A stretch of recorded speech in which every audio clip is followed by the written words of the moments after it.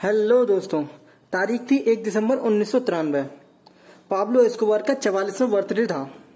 उसने अपनी फैमिली से कॉल पर बात की और बड़े ही दुखी मन से अकेले ही अपना बर्थडे मनाया और वह सोने चला गया। अगले ही दिन कोलंबियन फोर्सेस को उसके सीक्रेट हाइडिंग स्पॉट के बारे में पता चल जाता है। सुबह पाब्लो के उठने से पहले ही फोर्सेस सीक्रेट अड्डे पर धावा बोल देती हैं। फोर्सेस का पता चलते ही पाब्लो और उसका बॉडीगार्ड किसी तरह छत पर पहुंच जाते हैं। फोर्सेस से भागते समय पाब्लो और फोर्सेस के बीच गोलीबारी भी होती है। इस गोलीबारी में पाब्लो मारा जाता है। दी and.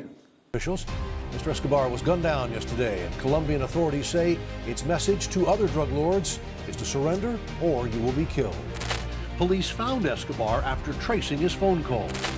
It is really a major picture, not only from the practical but also from a symbolic point of view, because Escobar was the symbol of violence, of corruption, of murders for the past year. He has been the subject of innumerable indictments, and he will certainly not be missed.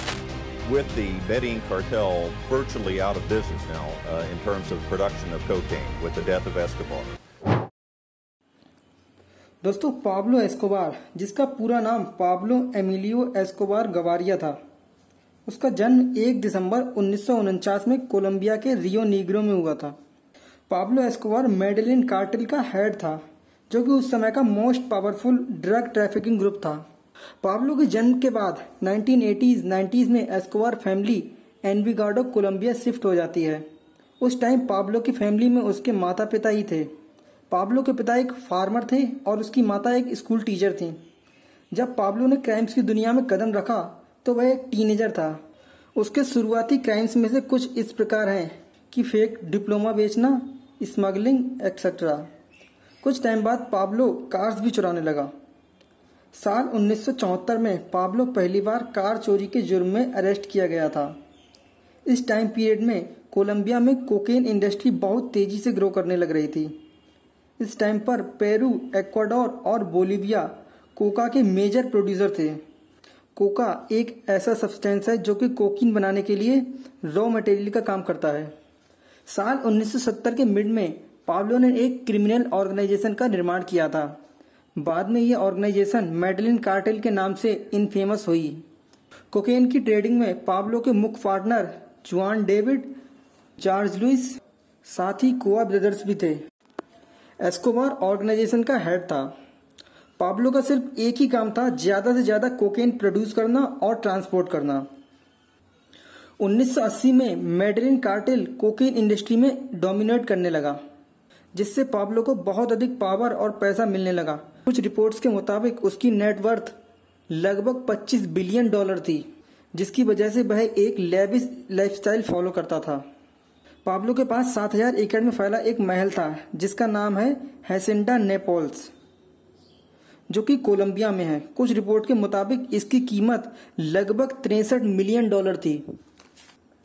इसके अलावा Escobar के पास एक soccer field, dinosaur statue, artificial lakes, एक bull fighting arena, एक air strip और एक tennis court भी था। क्या हुआ, चौंक गए? अभी रुको, अभी और है। पाब्लो के घर में एक पर्सनल जू भी था, जिसके अंदर जिराफ, गैंडा, ऊंट और कई प्रकार के जानवर थे। इतना ही नहीं, कुछ लोगों का तो ये भी कहना है कि पाब्लो एस्कोबार हर हफ्ते $1000 सिर्फ नोट बांधने वाली रबर बैंड पर खर्च करता था। इसके अलावा पाब्लो के साथ हुआ एक इंसिडेंट काफी फेमस है, जो कि यह है कि जब पाब्लो कोलंबियन फोर्सेस से बचकर भाग रहा था तो एक रात उसकी बेटी को बहुत तेज ठंड लगती है और वह बीमार पड़ जाती है। ठंड के कारण उसका बुखार और तेज होने लगता है। तो पाब्लो ने कमरे का टेम्परेचर बढ़ाने के लिए एक रात में लगभग 12 करोड़ रुपए जला दिए थे, यानी कि लगभग $2 मिलियन जला दिए थे। आपको ये सब सुनकर ये लग रहा होगा कि पाब्लो फिजूल खर्ची था। जी नहीं, इसके अलावा पाब्लो रॉबिन हुड की तरह गरीबों की मदद भी करता था। पाब्लो के गरीबों के प्रति इसी व्यवहार के चलते हुए 1982 में इलेक्शन में पाब्लो की जीत हुई। वह देश के कांग्रेस में अल्टरनेट सीट के लिए चुना गया। ये सभी समाज सेवी कामों के अलावा पाब्लो अपनी क्रूरता के लिए भी फेमस था। वह उसके रास्ते में आने वाली प्रॉब्लम्स को प्लाटो ओ प्लामा के तरीके से सॉल्व करता था, जिसका मतलब होता है ब्राइब्स और बुलेट्स। पाब्लो की इस नीति का शिकार राइवल ड्रग ट्रैफिकर काली कार्टल गवर्नमेंट ऑफिसर, कुछ पुलिसकर्मी और कुछ सिविलियंस भी बने। कहा जाता है 1989 में पाब्लो ने एक मुखबिर को मारने के लिए एक हवाई जहाज में बम रखवाया था, जिससे 100 से भी अधिक सिविलियंस मारे गए। इसके बाद यूनाइटेड स्टेट्स से पाब्लो के लिए एक्सट्रेडिशन की धमकियां आने लगी। यूएस का कहना था कि पाब्लो के लिए 2 ही ऑप्शंस हैं, या तो अमेरिकन जेल या कोलंबिया में कब्र। पाब्लो के इन कांडों के चलते पाब्लो के लिए मैसिव मैनहंट चलाया जाता है। सरकार पाब्लो के सरेंडर के लिए नेगोशिएशंस भी शुरू कर देती है। कुछ दिनों बाद पाब्लो सरेंडर कर देता है। हालांकि इससे पाब्लो की क्रिमिनल एक्टिविटीज और लाइफस्टाइल पर कोई फर्क नहीं पड़ा। पाब्लो के लिए एक सेपरेट जेल बनाई गई, जिसे ला कैथेड्रल नाम दिया गया। इस जेल में एक नाइट क्लब, एक सौना, एक वाटरफॉल, एक सॉकर फील्ड जैसी कई लग्जूरियस सुविधाएं उपलब्ध कराई गईं। इसके अलावा जेल में टेलीफोन, कंप्यूटर और फैक्स मशीन भी थी। हालांकि ला कैथेड्रल में 2 लोगों का कत्ल करने के कारण अधिकारियों ने पाब्लो को नॉर्मल जेल में डालने का फैसला किया। इससे पहले पाब्लो को ट्रांसफर किया जाए, वह जेल से भाग जाता है। तारीख थी 1 दिसंबर 1993। पाब्लो एस्कोबार का 44वां बर्थडे था। उसने अपनी फैमिली से कॉल पर बात की और बड़े ही दुखी मन से अकेले ही अपना बर्थडे मनाया और वह सोने चला गया। अगले ही दिन कोलंबियन फोर्सेस को उसके सीक्रेट हाइडिंग स्पॉट के बारे में पता चल जाता है। सुबह पाब्लो के उठने से पहले ही फोर्सेस सीक्रेट अड्डे पर धावा बोल देती हैं। फोर्सेस का पता चलते ही पाब्लो और उसका बॉडीगार्ड किसी तरह छत पर पहुंच जाते हैं। फोर्सेस से भागते समय पाब्लो और फोर्सेस के बीच गोलीबारी भी होती है।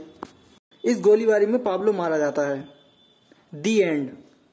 सो आई होप कि आपको ये वीडियो पसंद आई होगी। पसंद आए तो लाइक, कमेंट, शेयर, सब्सक्राइब जो भी कुछ होता है कर देना। आज के लिए बस इतना ही था। Thanks for watching.